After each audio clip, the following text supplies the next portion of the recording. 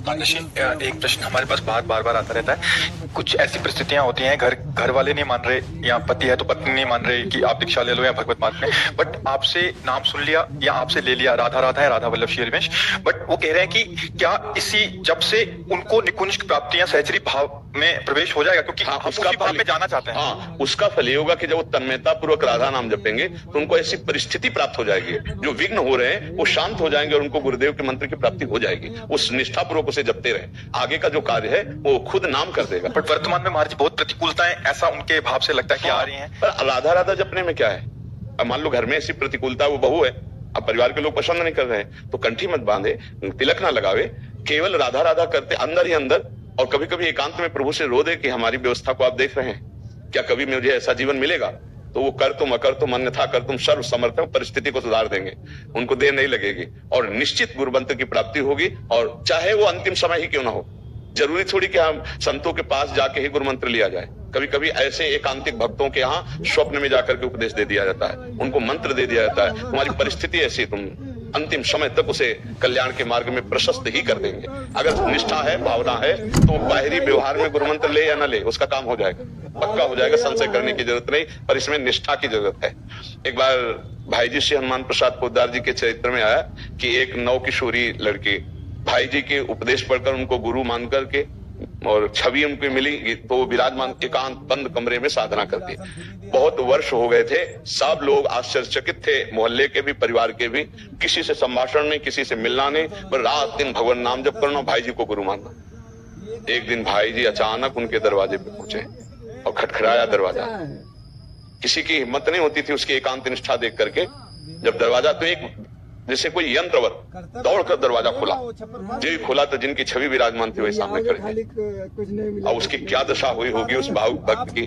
भाई जी के चरणों की वंदना करके बैठाला, पूजन किया और कहा, मैं समझ गई प्रभु, आप हमारे करुणा निधान श्री कृष्ण ही। एक ही आशा थी जीवन में कि एक बार जिनको गुरु माना है वो हमारे सामने उपस्थित हो, या मुझे पहुंचा दिया जाए या वो आ जाए। भाई जी फिर उन्होंने कहा कि जब तक हम जीवित रहे तब तक इसका प्रकाश ना हो, और भाई जी से कहा कि अब हमारी आशा पूर्ण हो गई, अब कभी हमारी चर्चा ना हो और कभी आप कृपा करके पधारे ना। समझ रहे? कृपा करके पधारे, आप पधारेंगे, आपके साथ सैकड़ों लोग होते हैं और वो जान जाएंगे, हम चाहते हैं कि हमारी आराधना गुप्त रहे, हमारी आराधना आज सिद्ध हो गई, अब हमें जीवन में कभी किसी से कोई प्रश्न या किसी की आवश्यकता नहीं, बस आपका कृपा। भाई जी बहुत प्रसन्न है, क्योंकि निरपेक्षता की मूर्ति, कोई हमें जाने ना आ पाओगे तो बाबा साथ आएंगे, बाबा राधा बाबा, हजारों लोग साथ होंगे, जान जाएंगे कि इतनी निष्ठावान यहाँ और चार भगत नहीं, कोई नहीं, ये स्थिति।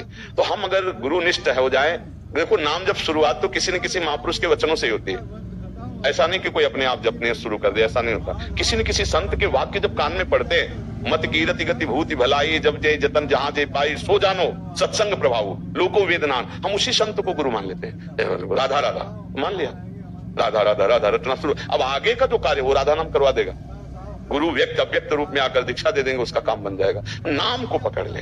अगर आप राम नाम जप रहे हो तो राम नाम के उपदेशक लाखों सिद्ध हुए, लाखों सिद्ध, वो सब आपके गुरु हैं, वो सब आप पर कृपा करेंगे। आप जो नाम जप कर रहे हो लाखों उसके सिद्ध हो चुके हैं उस नाम के, तो हम वो नाम जप कर रहे हैं तो सब संतों की कृपा प्राप्त होती है, और जो आगे का कार्य है वो महापुरुष जन कर देते हैं, पक्का कर देते हैं। आप विश्वास रखो कि आपका अमंगल अब खत्म हो चुका है, क्योंकि नाम जप शुरू हो गया। अगर कहो गुरुमुख, तो कोई भी नाम ऐसा नहीं है जो गुरु के मुख से ना निकला हो। विश्व के जितने नाम हैं सबकी आराधना करने वाले संत हैं। अगर आप ओम जप रहे हैं अधिकारानुसार, तो किसी न किसी महापुरुष के मुख से निकला होगा, तो आप मानो, जिस महापुरुष से सुना उसी को मानो, आगे बढ़ो, रास्ता चल जाएगा। कोई भी नाम ऐसा, अगर आप सत्संग सुने हैं तो उसी महापुरुष के मुख से निकला है, तो वो नाम आपको सच्चिदानंद से जोड़ देगा। ये नाम में लग जाए, बस नाम में लग जाए, कोई संशय ना करे, ईमानदारी से लग जाए, तो नाम ऊपर चढ़ा देता है, पहुंचा देता है, उसे स्थितियों में पहुंचा देता है। वो स्थितियां आने के लिए, जैसे पूज्य राधा बाबा को भाई जी ने क्रम से, अब एक स्थिति थी जहां बाबा पहुंच ही नहीं पा रहे थे, भाई जी अपने भाव देश के वपु से अंतर में जाकर के उनको श्री जी से मिलाना, राधा नाम का उपदेश करना, राधा राधा रटना, सब आगे का मार्ग हो गया। हमको चिंता नहीं करनी, हमको एक पकड़ लेना है, नाम पकड़ लेना और चलना है, तो आगे का मार्ग खुद प्रशस्त हो जाएगा। कैसे प्रशस्त होगा वो भगवान और भगवान के प्रेमी महापुरुष जन जानते हैं। अपने को गणित नहीं लगानी, अपने को शुरू कर देना, राधा राधा राधा राधा। बताना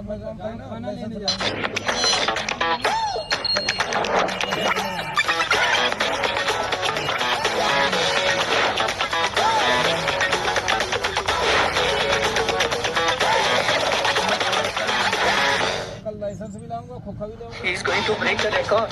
He's going to break a record. Even if you're right, what's your reward?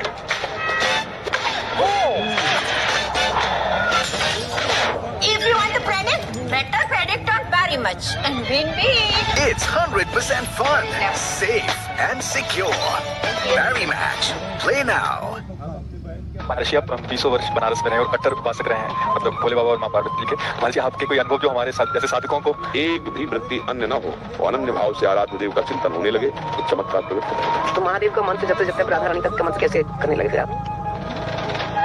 फिर महादेव जी के सेवक को बिल्वपत्र चयन कर रहे हैं, फिर महादेव जी के लिए अर्पित कर रहे हैं, जल अर्पित कर रहे हैं। नहीं मंत्र कुछ आता तो गुरु मंत्र के द्वारा बिल्वपत्र अर्पित एक एक मंत्र अंदर ही अंदर जपते हुए